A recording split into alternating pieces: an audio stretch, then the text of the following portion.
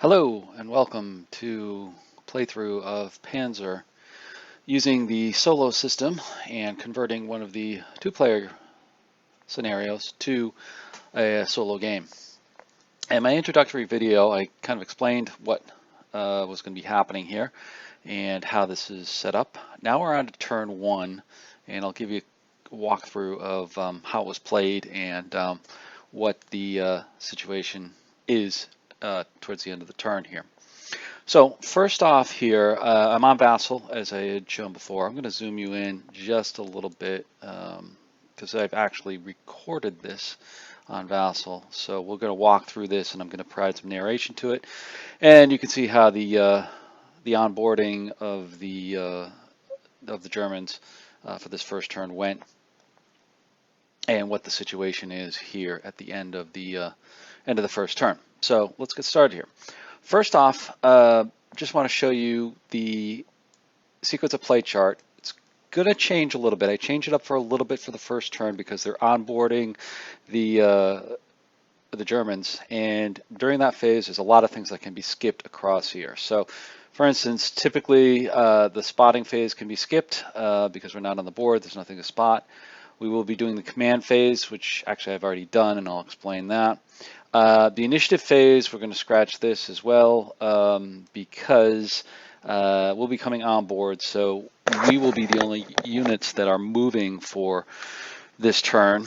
And of course, the firing over here, that firing will not occur as well because there's nobody on the board to actually shoot and shoot back at.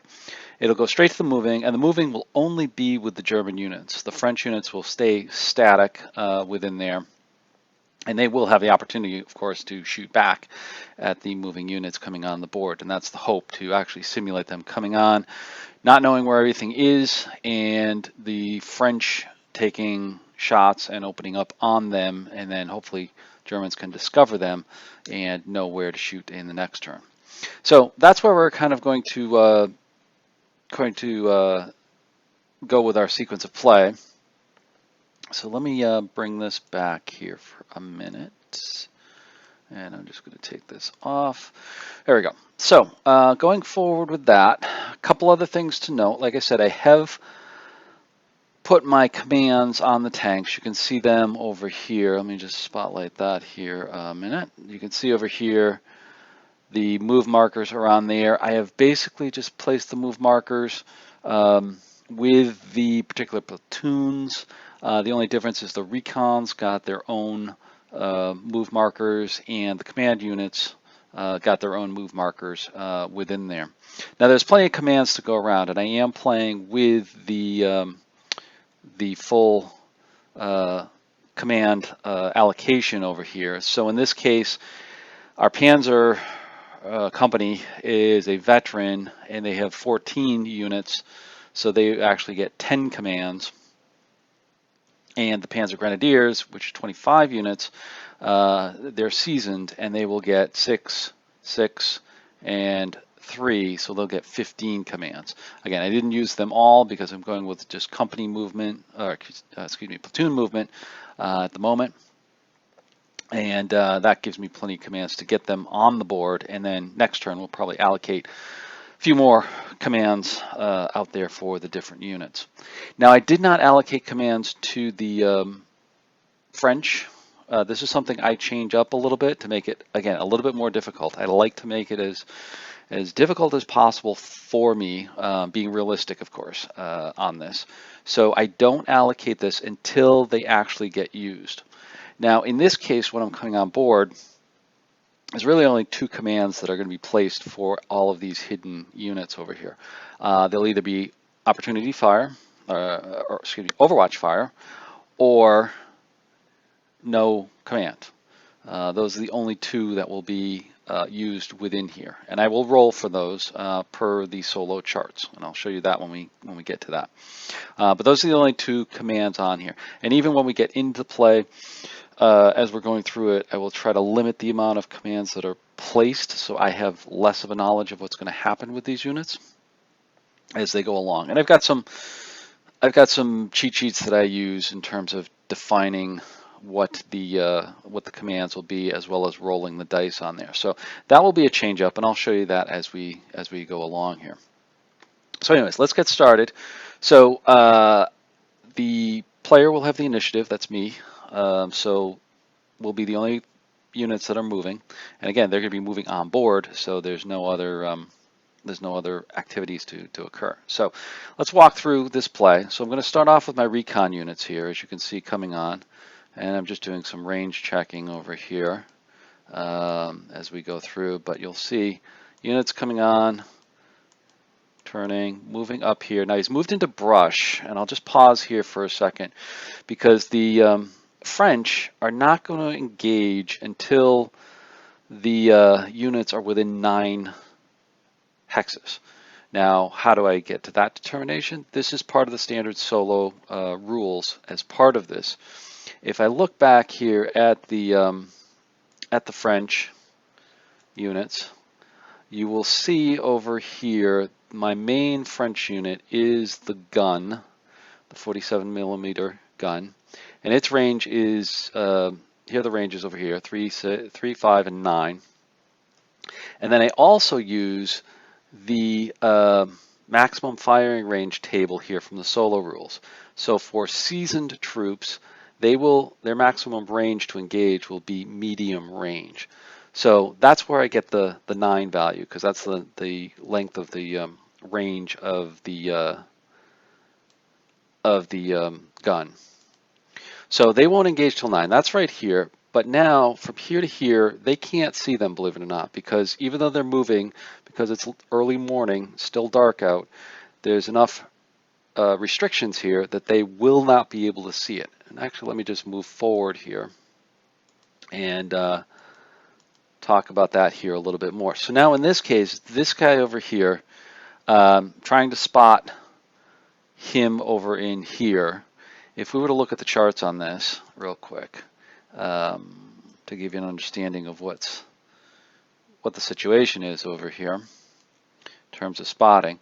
Now, he's going to be spotting a vehicle, so we're going to start on the vehicle column. Starts out on 20, but there's automatic -3, 1, 2, 3, for the early morning light. Now, that gets us down to 3 hexes. Now, a couple things also. The unit is moving, so it goes back up 2. So it goes back up to a -1, so that's 10 hexes. So it's visible within 10 hexes.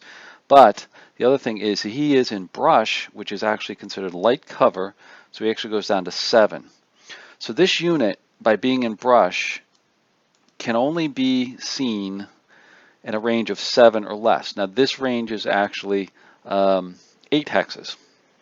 So this unit can't see him quite yet. But as we see here, if we go along, this unit over here can, because that's a range of 7. So this unit has the opportunity to take a shot at this recon unit. So there's a chance this guy's going to get killed right off, which would not be good. But this is a better simulation of trying to get on the board, not knowing where the units are, where the enemy units are, and having to have somebody take the first footsteps into the game. So with this, what we're going to have, our base unit again being the gun, range of 7, so that's going to be a medium range shot on that unit. He's going to actually take a shot over here, and he's actually going to move this over here. His shot is actually going to be the medium, which is going to start over here. So it's going to start with a 50% chance of getting him. But then we will see as this goes down, first off, there's a size marker. This is a 2C unit, Panzer 2C. So he's considered -1 on the target size, so that's going to drop him to a 45. He's moving, so that drops him 2 more, down to a 35. And remember, he's also in brush, which is the light cover, which is another -1 over here as well. So now that brings him down to the 30 column. So his shot's going to be on the 30, and he's going to take a shot with that. And the next item here. And oh, here's where he's actually rolling for his command.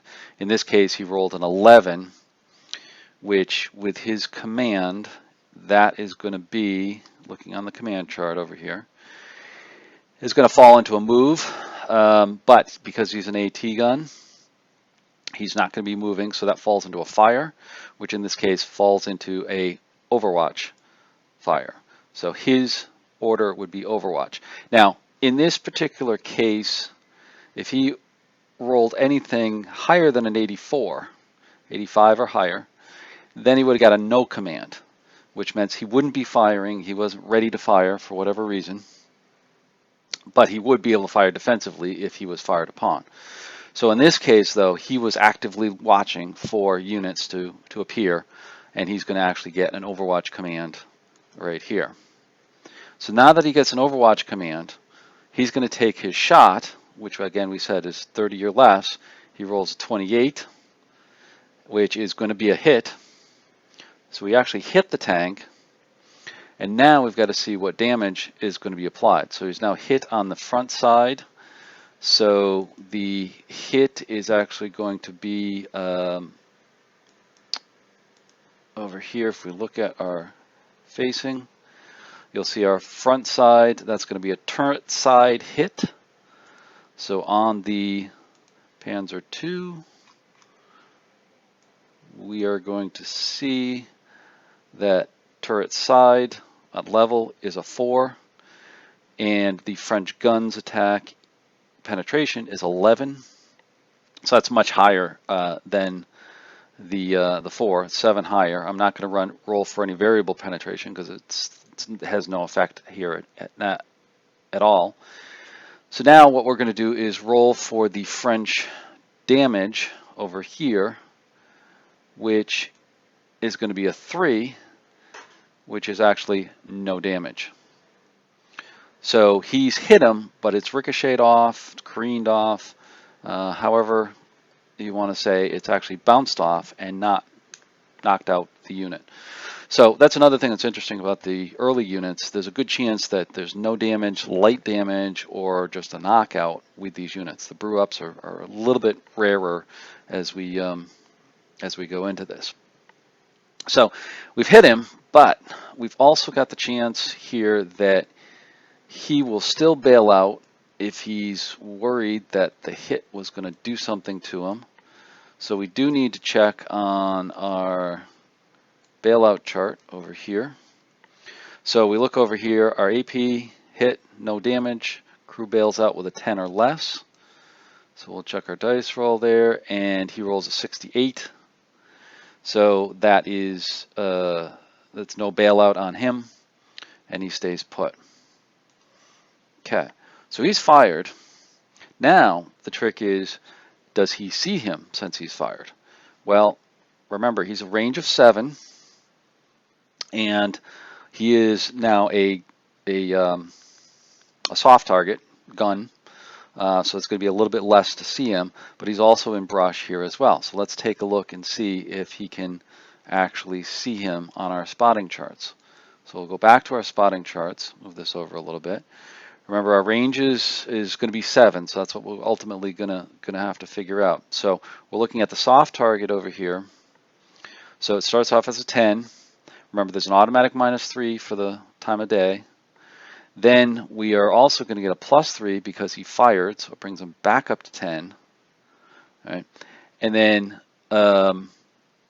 it's going to go down 1 for the brush that he's in, so it's down to 5. But remember, this guy is a recon unit. Okay, so he actually gets a +1 on the spotting, so it goes back up to 10. So he can actually see him over here. So at this point, we've got to check to see what he actually is. We've actually spotted this. He's fired, and we can see him. So now we've got to resolve whether there's a unit there or not, and if there is, what is it? So resolving that, we're going to actually look on our charts over here, and roll on this activation table. 40 or less, there's something there. 41 or greater, there's nothing there. So we're going to roll. And I did a quick range check there before we got on there. And we roll a 99, which is greater than 41. So there's nothing there. So we take him off, and that hex, there was nothing there. Now you may say, well, he fired, something fired at you with it. This is a little bit of the kind of the fog of war aspect of this. This could be somebody else shooting. This could be something else going on the field that fires at you or at this tank.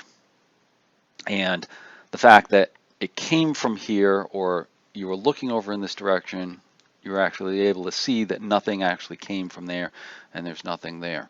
So this gives a little bit of fog of war to the whole moving on to the board. Something could be there, something might not be there. Eventually we're going to see that there will be things pop up as we go along. So moving along here, going on to the next, we're going to move on our next recon unit, and he's going to come up and join him. And then we move on to our third recon unit. He's going to come over here.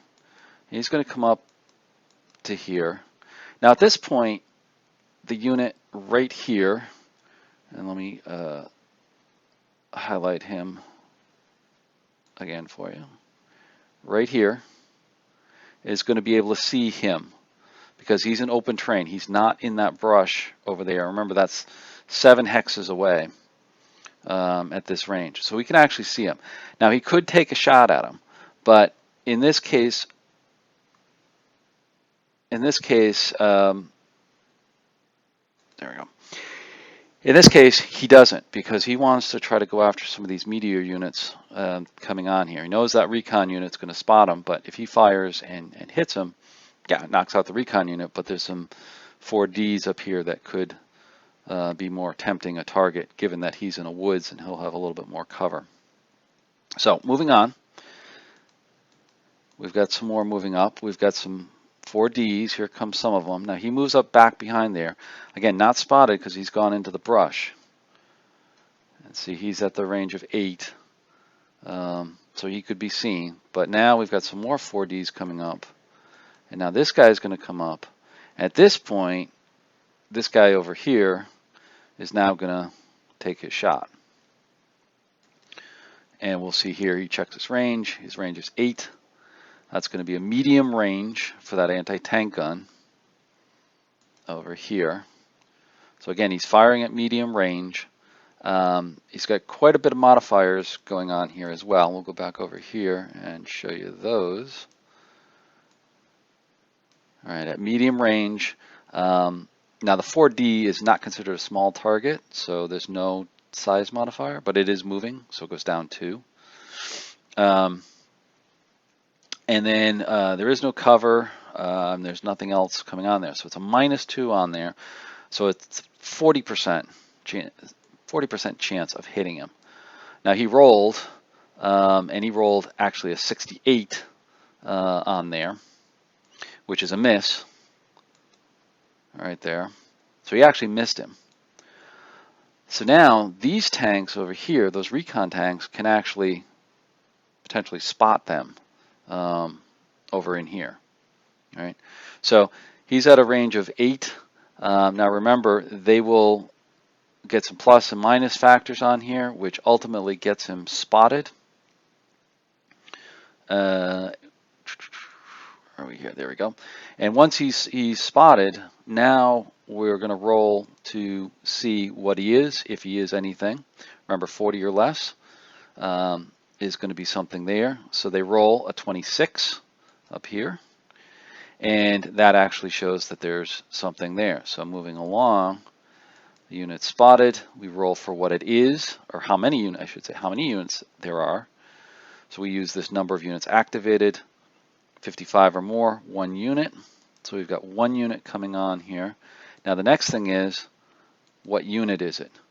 So we roll an 84, and this is where I've made the modification to use similar methods for the for the solo scenarios of modifying the dice rolls for the particular units. So over here you can see I've got a 0 to 10 is going to be the AMD 35, 11 to 40 is going to be the CA 47, 41 to 80, H 35, and then 81 to 100 is going to be an S35. So we've actually got an S35 coming on here, which is pretty daunting right out of the box.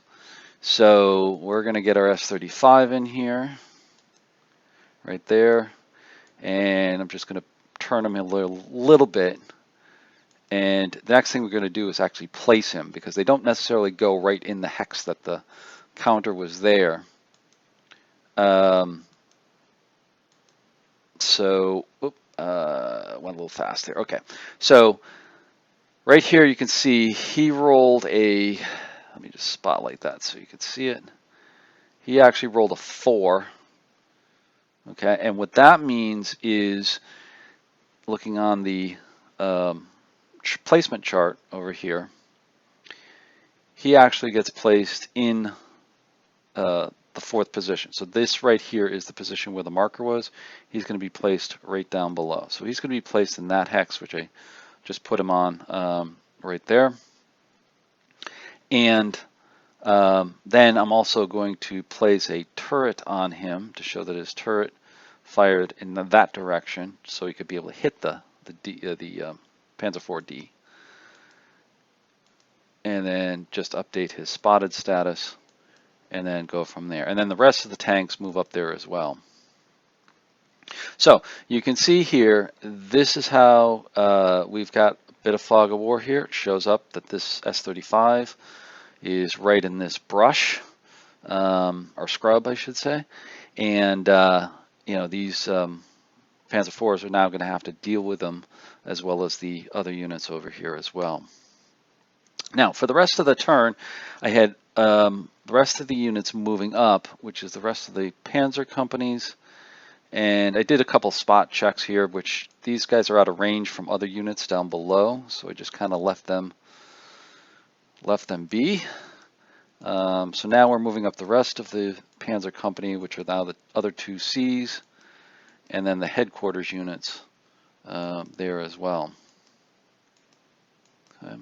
So now I'm moving up the Panzer Grenadier companies, and they're just kind of following in line up the road, because they have some trucks. If you remember, there was a couple units that had trucks, so I'm trying to keep them on the road, as well as 251s, half tracks coming up here as well. And they're all just trying to make it up the road, or at least beside the road, to position over here. And then I'm positioning the mortars over here. Hopefully I can also get the forward observer in a position to be useful there as well. So there's all the movements. Okay, there we go. And everybody's on the board here now. All in. You can see the hedgerows have blocked spotting over here pretty much. We do have some ability for them to see, like Unit 6 here. They should be able to see down this way like that. So that's going to be an interesting path once we get up there. But we've got to deal with this S35 up here somehow. And then these guys will probably come into play at some point, because as you can see, they're going to have a wide arc. Oh, I don't want that. They're going to have a wide arc to be able to shoot at over here. So they're going to come into play pretty soon, as well as potentially these units down here coming into play to be able to shoot up through here.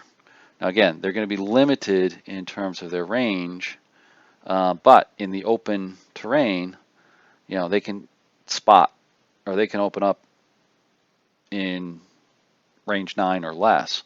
So they'll be coming online here as well. So there's going to be some interesting situations that I'm going to have to think about and deal with for the next turn as they come on board. And who knows, these guys may not be aware. They may roll NDs for their for their commands when they come on. So it's going to be pretty interesting to see how this actually goes. So I hope you're enjoying this. This is the end of the first turn. We'll move on to the second turn for the next video, and hopefully see you on there. Thanks for watching. Bye-bye.